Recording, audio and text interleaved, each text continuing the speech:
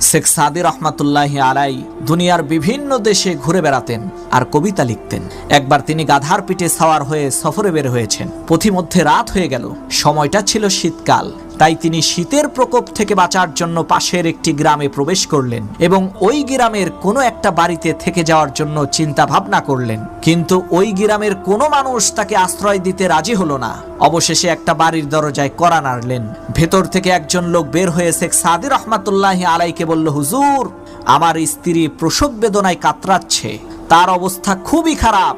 আপনাকে দেখে তো মনে হচ্ছে আপনি আল্লাহ তাআলার প্রিয় বান্দা। দয়া করে আপনি একটু আল্লাহ তাআলার কাছে দোয়া করেন, আল্লাহ যেন তার কষ্টটা দূর করে দেয়। এই কথা বলে লোকটা শেখ সাদি রহমাতুল্লাহি আলাইকে তার ঘরের মধ্যে নিয়ে গেল। তখন শেখ সাদি রহমাতুল্লাহি আলাই ছোট্ট একটা কাগজের টুকরার মধ্যে কিছু একটা লিখে সেই কাগজটাকে তাবিজ বানিয়ে ওই লোকটার হাতে দিয়ে বলল, ভাই, এই তাবিজটা